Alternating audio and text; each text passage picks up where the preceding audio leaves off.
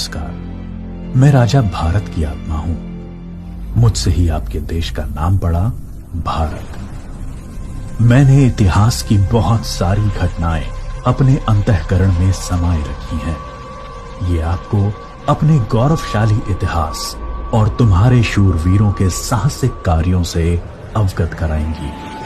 आज मैं आपको कहानी सुनाता हूं एक अनोखे वीर पुत्र की, जिसका नाम था छत्रपति शिवाजी महाराज। सन 1627 ईस्वी पूरे भारत पर मुगल साम्राज्य का आधिपत्य था। उत्तर में शाहजहां तो बीजापुर में सुल्तान मोहम्मद आदिल शाह और गोलकोंडा में सुल्तान अब्दुल्ला कुतुब शाह। डेक्कन के सुल्तान सेना के लिए हमेशा मुस्लिम अफसरों को ही प्राथमिकता देते थे। बंदरगाहों पर पुर्तगालियों का कब्जा था और थल मार्ग पर मुगलों का अधिकार। इसलिए उत्तरी अफ्रीका और मध्य एशिया से मुसलमान अधिकारियों को ला पाना मुमकिन नहीं था और डेक्कन के सुल्तानों को हिंदू अधिकारी नियुक्त करने पड़ते थे। आदिल शाह की सेना में एक मराठा सेनाध्यक्ष था, शाहजी भोसले।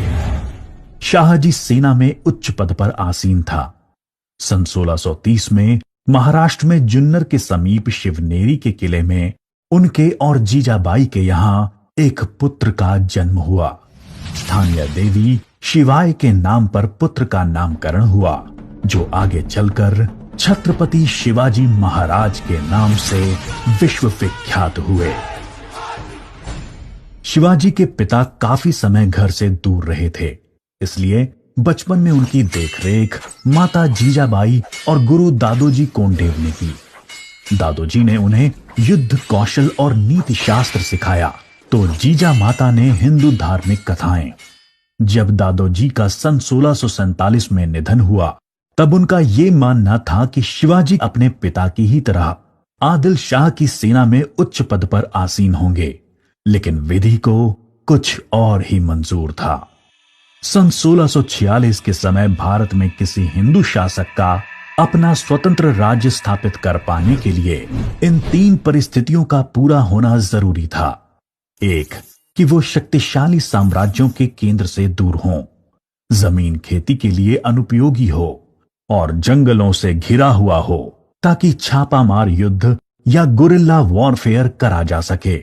ये परिस्थितियां 1646 में शिवाजी के लिए अनुकूल बनी, जब उन्होंने स्थानीय किसानों मावली के समर्थन से अपनी सेना का निर्माण किया। शिवाजी को भली भांति याद था कि किसी भी साम्राज्य को स्थापित करने के लिए किलों की क्या महत्व है। इसलिए सिर्फ 15 साल की उम्र में ही उन्होंने आदिल शाही अधिकारियों को रिश्वत देकर तोड़ना, चाकन एवं कोंडना किलों को अपने अधिकार में कर लिया। इसके बाद उन्होंने आबाजी सोमदेव की मदद से थाना, कल्याण और भिवंडी के किलों को मुल्ला अहमद से छीनकर अपने अधिकार में कर लिया। इन घटनाओं से आदिल शाही साम्राज्य में हड़कंप मच गया। शिवाजी को रोकने के लिए उनके पिता को गिरफ्तार कर लिया गया। इसलिए शिवाजी ने अगले 7 बरस तक आदिल शाह पर सीधा आक्रमण नहीं किया। शिवाजी ने यह समय अपनी सेना को बढ़ाने और प्रभावशाली देशमुखों को अपनी ओर करने में लगाया। धीरे धीरे उन्होंने एक विशाल सेना खड़ी कर ली, जिसके घुड़सवार नेताजी पलकर ने संभाल रखी थी और पैदल सेना यशाजी कनक ने। अब तक शिवाजी के पास 40 किले भी आ चुके थे। शिवाजी के बढ़ते प्रभाव को रोकने के लिए सन 1659 में बीजापुर की बड़ी साहिबा ने अफजल खान को 10,000 सिपाहियों के साथ शिवाजी पर आक्रमण करने का हुक्म दिया। अफजल खान अपनी क्रूरता और ताकत के लिए जाना जाता था। उसने शिवाजी को खुले युद्ध करने के लिए उकसाने के लक्ष्य से बहुत सारे मंदिरों को तोड़ डाला और कई बेगुनाह नागरिकों का कत्ल कर डाला। लेकिन शिवाजी ने चतुराई और रण कौशल का परिचय देते हुए छापामार पद्धति से युद्ध चालू रखा। इस समय वो प्रतापगढ़ किले में रहे, जो कि चारों तरफ से घने जंगलों से घिरा हुआ था। अंत में अफजल खान ने शिवाजी को धोखे से मारने की साजिश रची। उसने शिवाजी को मिलने का न्योता भेजा। जब वो मिले, अफजल खान ने अपनी मजबूत पकड़ में शिवाजी को दबाकर मार डालने का प्रयास किया। शिवाजी पहले से तैयार थे। अपने छुपाकर रखे हुए बाग नाका से उन्होंने अफजल खान का पेट ही चीर डाला, जो कि उनसे 2 गुना विशालकाय था। इसके बाद प्रतापगढ़ की लड़ाई में शिवाजी ने अफजल खान की सेना को करारी मात दी। शक्तिशाली अफजल खान की हार से बीजापुर का सुल्तान स्तब्ध रह गया। अब की बार रुस्तम जमान को भेजा गया। 28 दिसंबर 1659 को शिवाजी ने रुस्तम जमान की सेना पर सामने से हमला बोल दिया। साथ ही उनकी सेना की 2 और टुकड़ियों ने दोनों दिशाओं से रुस्तम की फौज पर आक्रमण कर दिया। रुस्तम जमान शर्मिंदाजनक स्थिति में लड़ाई के मैदान से अपनी जान बचाकर भाग गया।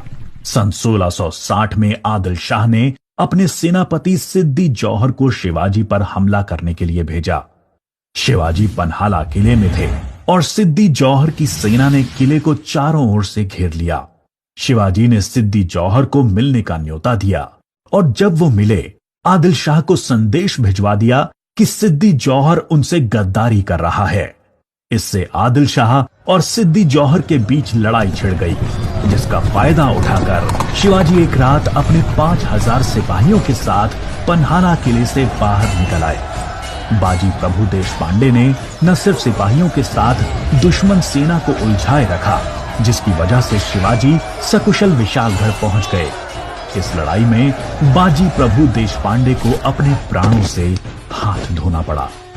उनको महाराष्ट्र के इतिहास में एक महान योद्धा माना जाता है। इसके बाद बीजापुर की बड़ी बेगम ने औरंगजेब से शिवाजी को पकड़ने के लिए विनती करी। उसने अपने मामा शाइस्ता खान को 1,50,000 सैनिकों के साथ शिवाजी से युद्ध करने भेजा। शाइस्ता खान ने अपनी विशाल सेना के बल पर पुणे पर कब्जा कर लिया और शिवाजी के निवास स्थान लाल महल पे अपना बसेरा डाल दिया। शिवाजी ने चालाकी से अपने 400 सिपाहियों के साथ शादी के बारातियों के वेश में पुणे में प्रवेश कर लिया। रात के समय उन्होंने सीधे शाइस्ता खान के ऊपर खतरनाक हमला बोला। खान ने खाकी से कूदकर अपनी जान बचा ली, पर शिवाजी की तलवार की वार से अपनी 3 उंगलियां गंवा बैठा। उंगली तो गई और इज्जत भी। फिर शिवाजी ने सन 1664 में मुगल व्यवसायी केंद्र सूरत पर आक्रमण करके उसको तहस नहस कर डाला। औरंगजेब आग बबूला होकर 60 वर्षीय राजपूत सेना नायक मिर्जा राजा जय सिंह को अपने 1.5 लाख सैनिकों के साथ शिवाजी से लड़ने के लिए भेजा। इस युद्ध में शिवाजी की हार हुई और उन्हें अपने 23 किले और 4 लाख की मुद्रा हर्जाने के रूप में देनी पड़ी। उन्हें अपने 9 वर्ष के पुत्र संभाजी के साथ आगरा जाना पड़ा।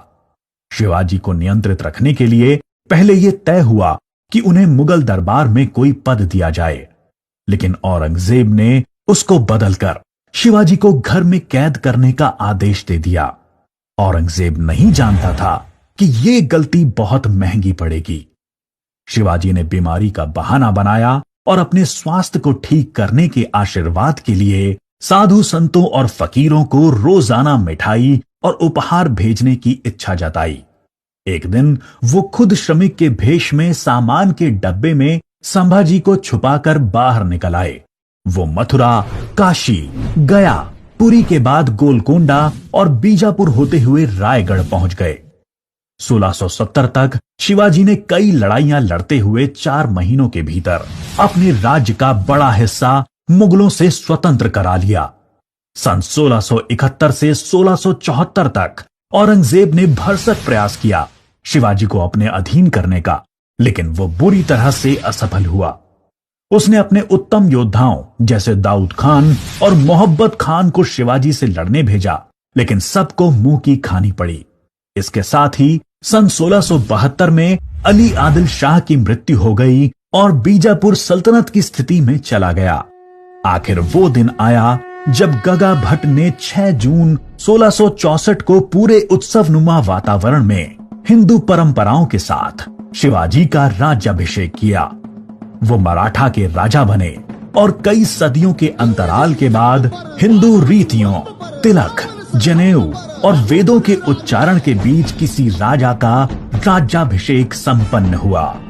शिवाजी की महानता सिर्फ उनकी बहादुरी और युद्ध कौशल में ही नहीं थी, वो एक योग्य प्रशासक भी थे।